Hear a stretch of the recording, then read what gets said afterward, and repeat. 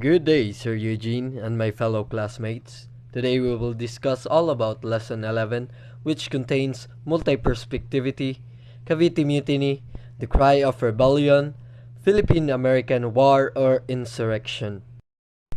To start with the lesson's objectives. Lesson's objectives are, by the end of this lesson, students will be able to employ multi-perspectivity in analyzing historical interpretation, which means we apply multi-perspectivity in every historical facts that we encounter. Compare and contrast the prevailing perspectives of an event, primary accounts, and assess the authenticity of conflicting and competing accounts of an event. First off, we have multi-perspectivity. Multi-perspectivity is a way of viewing and predisposition to view historical events, personalities, developments, culture, and societies from different perspectives through drawing procedures and processes which are fundamental to the history as discipline. Ang multi-perspectivity nga po ay ang pagtanaw sa isang historical sources, hindi lang sa isang point of view. For example, ang litratong ito ay naglalarawan ng isang multi-perspectivity na kung saan lahat-lahat tayo ay may iba't ibang pananaw ukol sa isang bagay. Ang litratong ito ay kabaliktaran ng multi-perspectivity kung saan dapat tayo ay hindi dapat nagpapaniwala sa iba't ibang uri ng mga minamarites nila sa atin.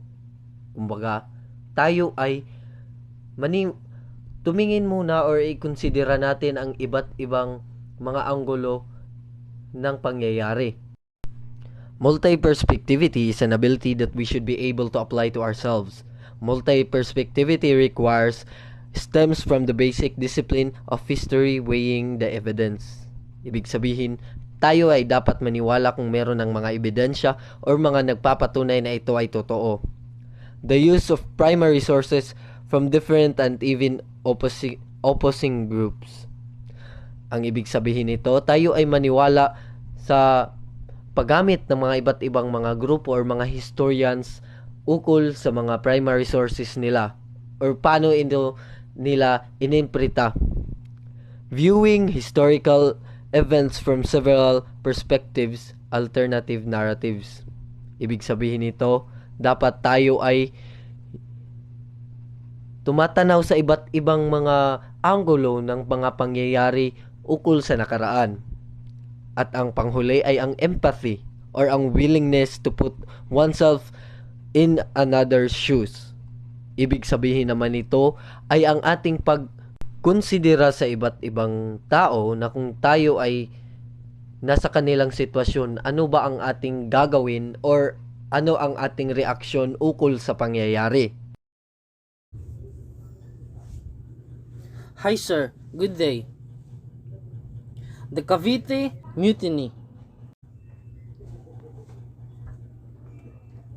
Mutiny is an open rebellion against the proper authorities, especially by soldiers and sailors against their officers.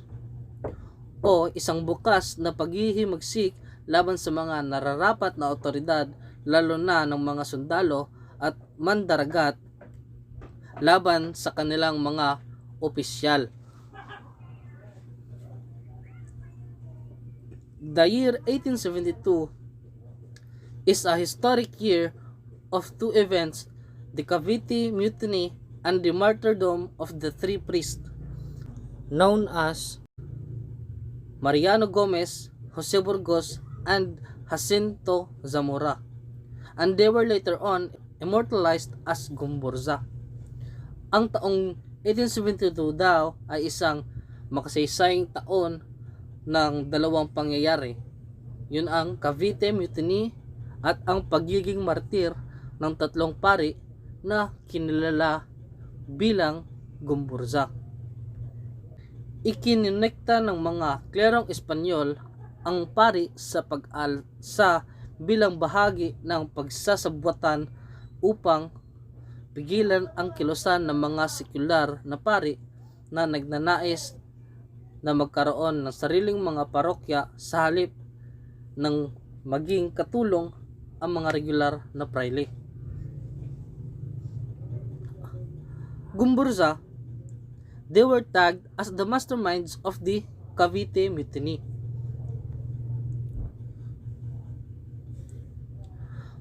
Mabilis naman ito nadurog ang pag-aalsa, ngunit pinalaki ng rehimeng Espanyol sa ilalim ng reaksyonaryong gobernador na si Rafael de Escuerdo ang insidente at ginawa itong dahilan para sugpuin ang mga Pilipinong nananawagan ng reforma sa gobyerno.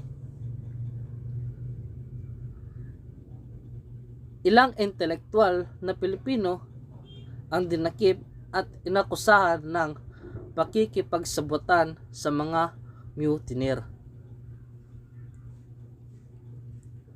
Pagkatapos ng maikling paglilitis, ang tatlong pari na sina Jose Burgos, Jacinto Zamora at Mariano Gomez ay sinentensyahan na pagpatay sa publiko gamit ang garote.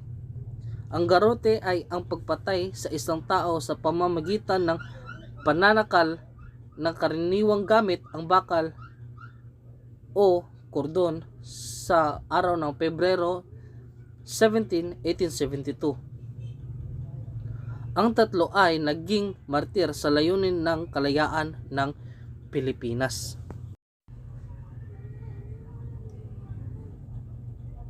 The Cry of Rebellion.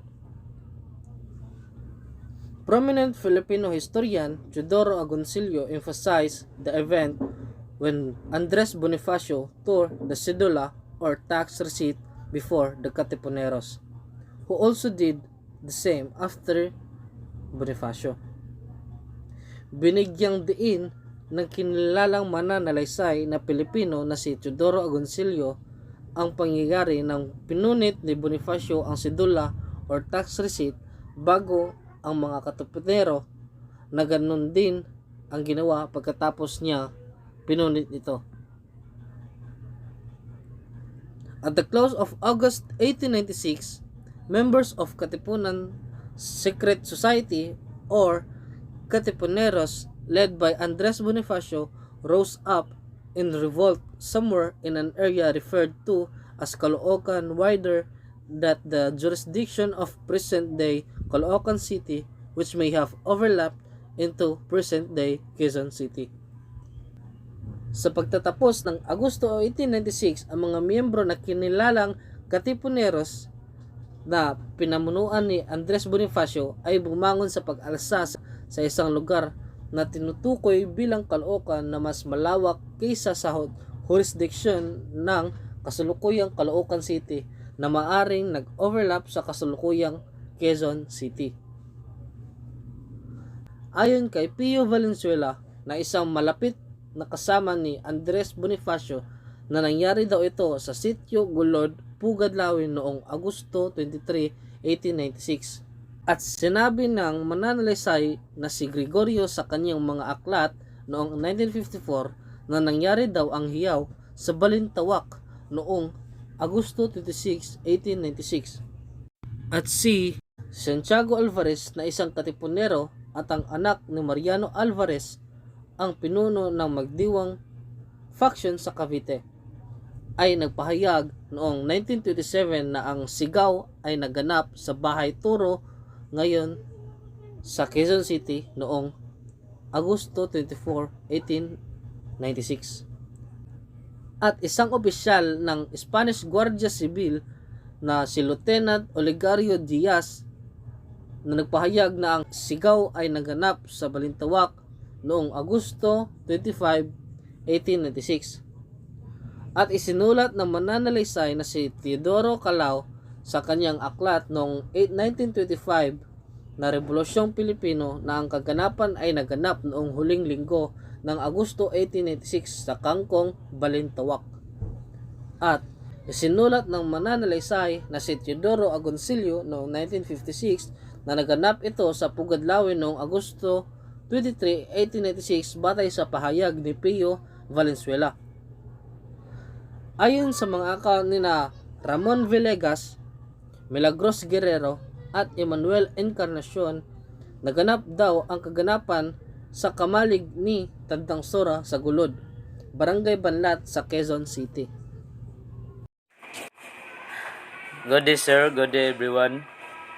My topic today is Philippine-American War or Insurrection. In 1898, the United States invaded the Philippines after Spain ceded the country. The U.S. President McKinley faced dilemma in deciding what to do with the Philippines. Sa wala pa nag-away ang Pilipinas ug Spain, ang United States went to war with Spain. Ang America can the show with the Spanish fleet and Manila Bay, so President McKinley interesado sa Pilipinas ug isurrender sa Spain ang Pilipinas. United States win agreement between countries. Philippine-American War. War between the United States and Filipino revolutionaries from 1899 to 1902, an insurrection that may be seen as continuation of the Philippines Revolution against Spanish rule. Between American force and Filipino National Levy, Emilio Aguinaldo, who so independent, who another dance colonial rules and consider that the Filipino capable of side rule and the island another power and Germany or pure Japan. For them, the Philippines was already a territory of the United States of America under the Treaty of Paris. Sa Philippines daw is sa direction of or insurgency by the United States was are the between that start on February 4, 1899 and ended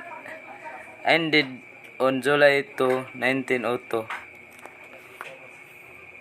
The United States did not recognize Jean Emilio Aguinaldo government and denied any challenge made by Filipino insurgency. When the United States or another than acknowledge and Philippines declaration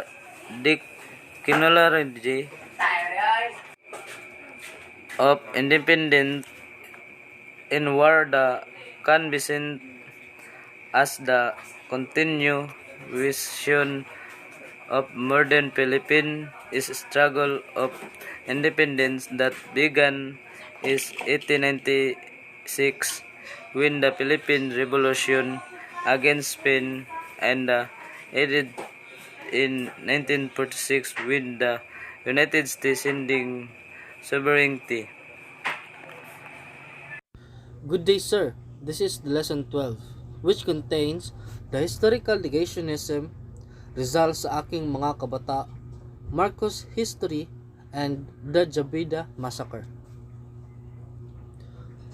First, we will start with the lesson objectives. By the end of this lesson, the student will be able to differentiate historical revisionism and negationism. Next, examine how history could be connected to forward an agenda and assess the veracity of claims put forward by historical propaganda and social media. Historical negationism. Revisionism, the reinterpretation of a historical account, especially in light of new facts, evidence, or interpretation. Revisionism could be legitimate the work of a professional historians or illegitimate. Negationism mainly function as propaganda.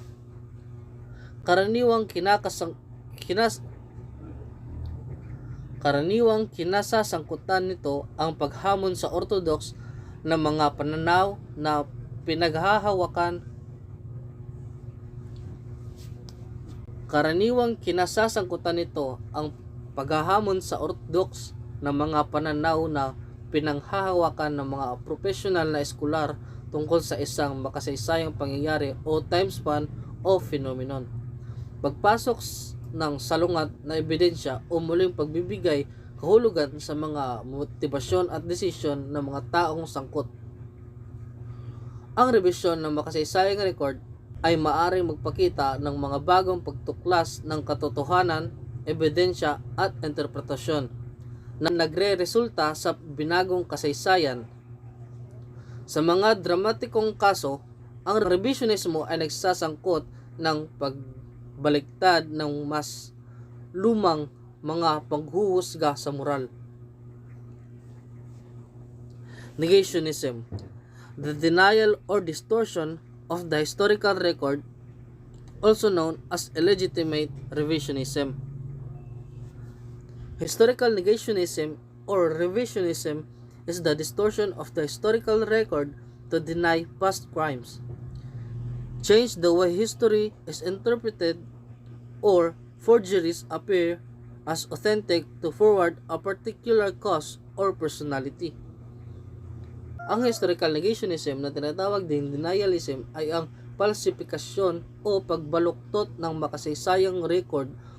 Hindi ito dapat pagsama-samahin na sa historical na revisionismo. Isang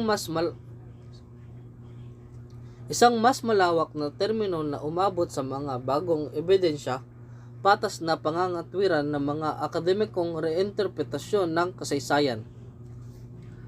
Sa pagtatangkang rebisahin ang nakaraan, ang hindi lehitimong revisionismo sa kasaysayan ay maaring gumamit ng mga pamaraan na hindi tinatanggap sa wastong diskursong pangkasaysayan.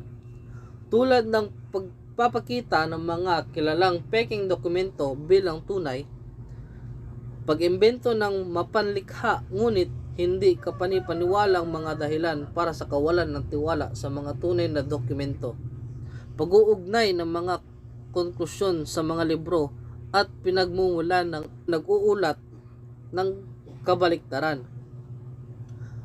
pagmamanipula sere ng statistika upang suportahan ang ibinigay na pananaw at sadyang maling pagsasalin ng mga teksto.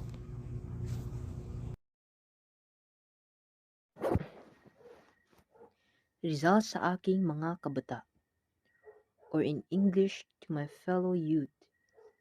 It's a poem about the love of one's native language written in Tagalog. It is widely attributed to the Filipino national hero Jose P. Rizal, who supposedly wrote it in 1868 at the age of 8. There is no evidence, however, to support an authorship by Rizal, and several historians now believe it to a hoax. And the actual author of the poem is suspected to have been the poets Gabriel Beato Francisco or Hermenegildo Cruz. So ang hindi magmahal sa sariling wika ay higit pa sa hayop at malansang isda. Or in English, he who does not love his own language is worse than a beast and a stinking fish. And this was written by Jose Rizal himself in 1868 at the age of 8. And this line is popular in his poem Sa Aking Mga Kabata. And for those who already have knowledge about this, let's make sure if it is wrong or right. There's a lot of people who do not believe that Rizal wrote the poem because if you dig deep enough, it really is impossible for a child to write this poem.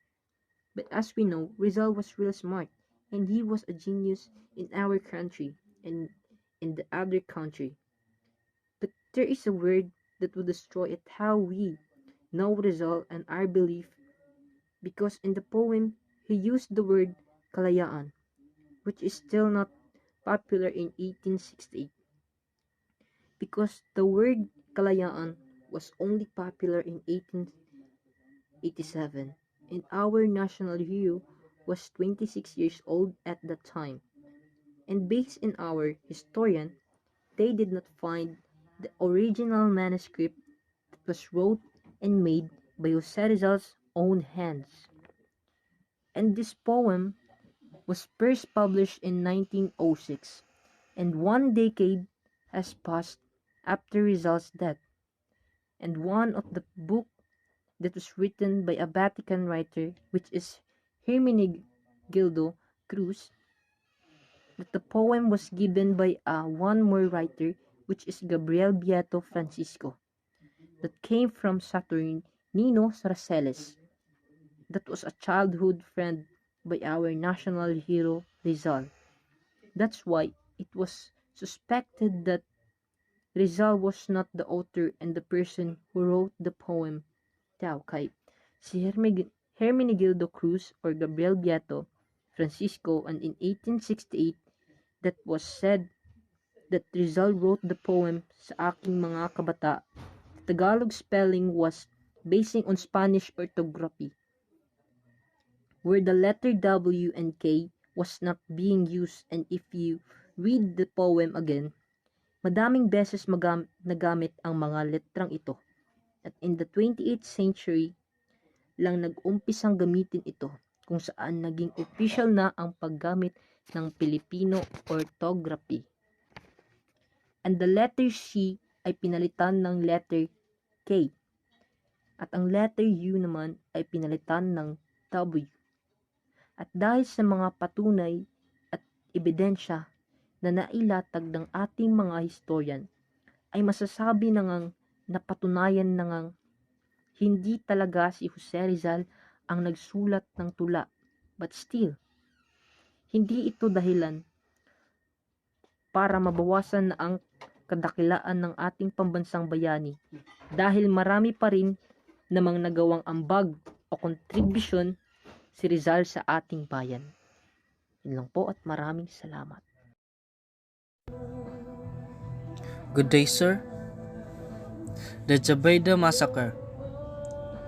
Initial arguments on the Jabayda Massacre incident revolved around the cause, on the number of men killed, and at present that it was invented. The truth, notwithstanding, the Jabayda Massacre remains a pivotal moment of Moro political awakening.